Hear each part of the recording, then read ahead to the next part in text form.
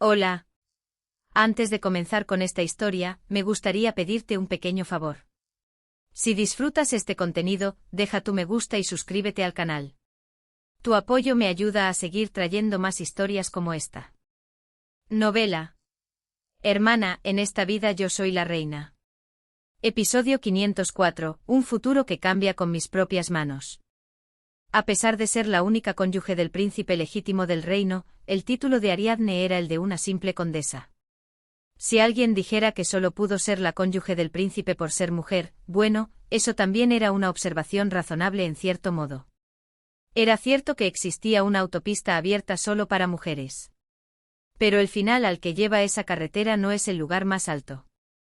Con este nivel de iniciativa y comprensión de la sociedad, si una persona que conociera todos los acontecimientos que ocurrirían en los próximos 15 años hubiera tenido total libertad de acción, ¿habría terminado su logro en este nivel? En lugar de ser la cónyuge no autorizada del príncipe y vivir bajo la mirada del rey en el palacio, ¿no habría establecido su propio país? Incluso el gran duque de Oldenburgo, que solo obtuvo el beneficio indirecto del efecto mariposa causado por Ariadne, se convirtió en el nuevo rey del reino de Jerusalén, restaurado después de 1000 años. Para una mujer, mantener su nombre es como caminar por una cuerda floja muy precaria, sin saber cuándo caerá. La difunta reina Margarita, a pesar de haber sido rechazada como extranjera en vida, fue venerada como la sabia madre de todas las personas después de su muerte. Con Rubina ocupando el lugar vacío de Margarita, todos debían extrañar desesperadamente la imparcialidad de la difunta reina. Pero, ¿y si se revelara que la ex reina había reunido fondos militares para el príncipe Alfonso? ¿Y si se supiera en todo el mundo que ese oro debería haberse utilizado para alimentar a la gente en el hogar de Rambouillet? La reputación de la difunta reina se hundiría directamente en el barro, tan rápido como la de Rubina e Isabella. Ciertamente lo que hizo la reina Margarita no fue un acto moral. Fue un acto malvado. Fue matar al hijo de otra persona para salvar al suyo. Sin embargo, ese dinero se convirtió en los fondos militares del príncipe Alfonso, y regresó al reino etrusco como un inmenso beneficio tangible, la Orden de los Caballeros del Casco Negro. Como la única clave para evitar la destrucción del reino, algo que los despertados del reino etrusco anhelaban desesperadamente. En un futuro lejano, cuando el imperio moro desembarque en la costa del reino etrusco, si se planteara la pregunta de qué elegirían las personas si pudieran salvar a la gente actual que el ejército imperial masacraría sacrificando a los pobres del antiguo refugio, cada uno daría una respuesta diferente. Quienes vivían en el momento de la invasión gritarían que los pobres del pasado no importaban, y quienes estaban alojados en el hogar de Rambouillet en ese momento se resistirían arriesgando sus vidas. Los humanistas dirían que no se puede valorar la vida de una persona, y los teólogos tendrían un espectro diverso, desde quienes dirían que hay que dejar que las cosas sigan su curso para que se cumpla la voluntad divina, hasta quienes argumentarían que aniquilar a los paganos del imperio moro es precisamente la voluntad divina, y que incluso un sacrificio mucho mayor habría sido justificado. Y de hecho las personas que mueven y registran la historia, es decir, los políticos y los escritores, calcularían fríamente los números y evaluarían las ganancias y pérdidas. Eso sería si se tratara de sopesar los méritos y deméritos de un rey. Sin embargo, en el caso de la reina, el mero hecho de que hubiera ocurrido una malversación sin duda superpondría una nueva reputación llena de críticas mordaces sobre su fama ya registrada en los libros de historia. Porque una mujer que comete un acto inmoral debe ser arrastrada inmediatamente al fondo. Porque una mujer que no ha mantenido las virtudes femeninas se convierte en un elemento peligroso, sin importar los logros que haya obtenido. Y la primera virtud que se espera de una mujer es no romper el orden establecido. El rey León III, que cometía diariamente actos de corrupción aún mayores para su propio placer, es decir, que despilfarraba los fondos de defensa en alquimistas que investigaban la inmortalidad, no era desafiado en su autoridad por nadie y estaba intacto, pero la reina debía ser intachable. Ariadne contempló atentamente la Virgen de la fortaleza de Urbino. Bianca.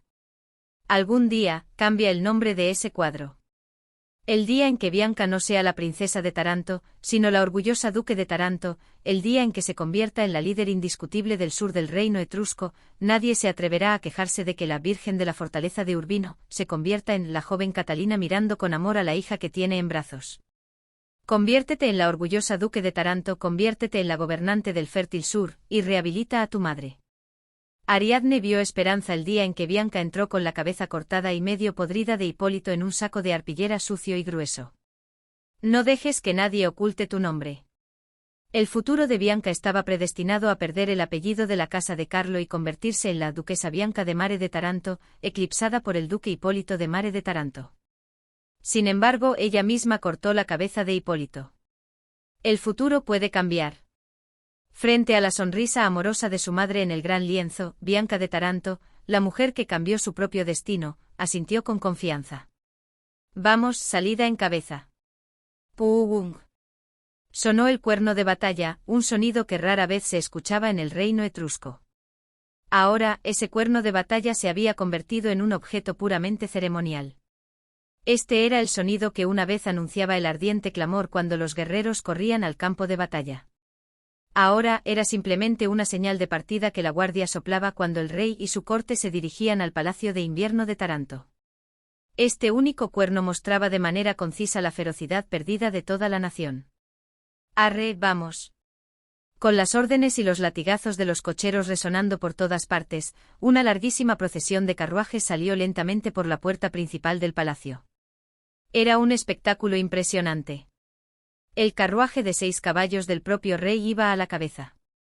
Detrás seguían los carruajes de 4 caballos del gran duque de Pisano y la duquesa viuda, la princesa del marquesado de Manchique y la amante oficial del rey. El siguiente turno era una enorme multitud de carruajes de 2 caballos que transportaban a varias figuras importantes de San Carlo, encabezadas por los grandes nobles. Hasta aquí formaba el grupo de cabeza. Detrás seguían los carruajes de carga del palacio.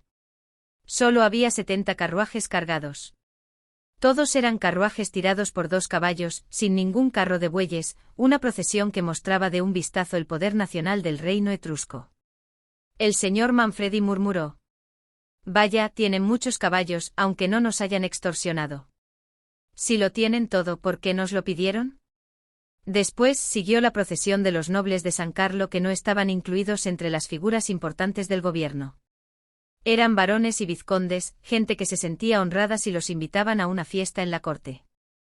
Entre ellos a menudo había familias enteras que viajaban en un carruaje tirado por un solo caballo. Era un camino de pura penitencia.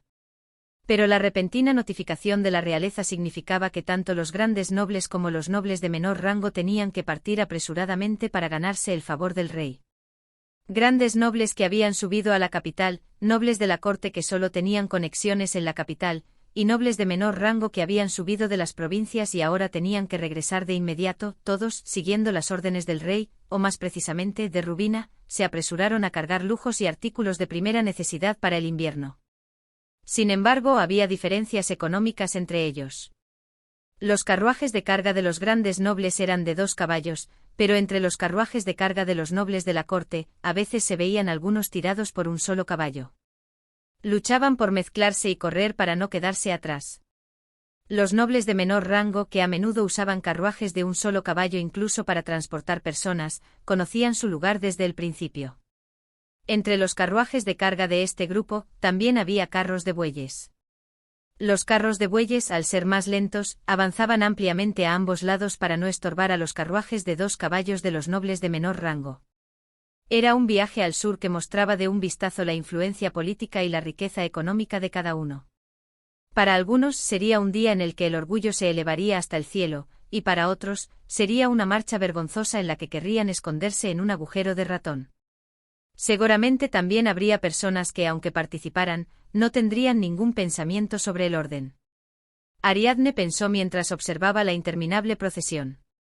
Mi hermana debe estar feliz. Finalmente, por primera vez en su vida, Isabella, que ocupaba el grupo de cabeza en el viaje al sur, debe sentirse como si tuviera el mundo entero en sus manos solo por hoy. ¿O no, quizás se sentirá molesta por estar detrás de la duquesa viuda Rubina? Ariadne conocía bien a Isabella. Ella acertó más o menos. Pero la esencia de Isabella es ir más allá de la imaginación de cualquiera. Isabella, quien iba cómodamente hacia el sur en un carruaje de 4 caballos, sola y con una presencia imponente en el grupo de cabeza, en realidad estaba molesta porque su asiento estaba más atrás que el de la princesa Julia Helena, una invitada de estado. Mientras Ariadne observaba la procesión aturdida, sin tener ni idea de las ambiciones descabelladas de Isabella, algo cálido tocó su mejilla. Era la mejilla de Alfonso. Él se inclinó y le susurró con su rostro cerca del de ella. Lo siento. Sorprendida por sus inesperadas palabras, ella giró la cabeza para mirarlo. ¿De qué demonios hablas? La promesa de mostrarte las villas del palacio de Taranto, no podré cumplirla esta vez tampoco. Ah. Era una promesa que Alfonso había hecho en un baile de máscaras hacía mucho tiempo. Probablemente fue el baile donde la gran duquesa Lariesa apareció por primera vez. Probablemente. Él le había prometido que recogerían y comerían uvas juntos en el jardín trasero del Palacio de Invierno de Taranto, pero al final nunca le envió una invitación. Ariadne sonrió como si no fuera gran cosa. «Ah, ¿eso todavía lo recuerdas?». Alfonso respondió seriamente. «Las promesas deben cumplirse». Alfonso era tan serio que nadie dudaría si hubiera apostado por esa promesa tanto a los dioses como a su padre. «Tengo que darte de comer esas uvas recién recogidas, justo antes de que las ramas se doblen y caigan por el peso del viejo árbol». Su primera sonrisa fue una sonrisa forzada. Aunque su primera vida con César había terminado, su hábito de aguantar no había desaparecido. Ella se tragó toda su tristeza por dentro, no queriendo ser una mujer pesada y agobiante. Alfonso no siempre decía lo correcto. A veces era tan insensible que no entendía el corazón de una mujer, incluso si intentaba entenderlo hasta la muerte. A menudo su consideración era completamente inútil, aparte de ser algo por lo que estar agradecida. Nunca había celebrado aniversarios ni había comprado regalos por un impulso repentino. Incluso en tiempos de paz, para no perder la agudeza forjada en la guerra, sudaba en el campo de entrenamiento desde temprano en la mañana hasta el anochecer, y cuando regresaba por la noche, solo había un beso en la frente de su rostro agotado. Sin embargo, Ariadne nunca se quejó, ni una sola palabra, incluso cuando surgían cosas molestas. «Me iré». Ella rumiaba esto y se lo tragaba todo. No había necesidad de gastar energía en cosas que no tendrían sentido una vez que se fuera. Por el bien de ambos. Pero esta vez, Ariadne realmente sonrió. Había olvidado los viñedos del Palacio de Taranto, pero el día en que esperó todo el día la invitación de Alfonso que nunca llegó, permanecía vívido en su corazón. Dolió y escoció. Nadie le había puesto una tirita a ese sentimiento. Hasta hoy. El hecho de que Alfonso recordara incluso un asunto tan trivial que había ocurrido hacía tanto tiempo, de alguna manera la llenó de calidez desde lo más profundo de su corazón. Alfonso. Ella misma no lo sabía, pero era una sensación de alivio. Sintió espontáneamente que su relación era tan antigua, que se habían acumulado tantos recuerdos, y que la otra persona también los valoraba. Ariadne de repente sintió una verdadera curiosidad por las uvas de ese viejo árbol. ¿Qué tan deliciosas son para que lo prometas con tanta seguridad? No te sorprendas cuando te las ponga en la boca. Por un instante olvidó por completo que había planeado dejar a Alfonso. Imaginó que a su lado, recostada tranquilamente en una hamaca colgada de un árbol, saborearía la dulce pulpa que estallaría en su boca. Sería un sabor que nunca había experimentado. Sería una vida que nunca había experimentado.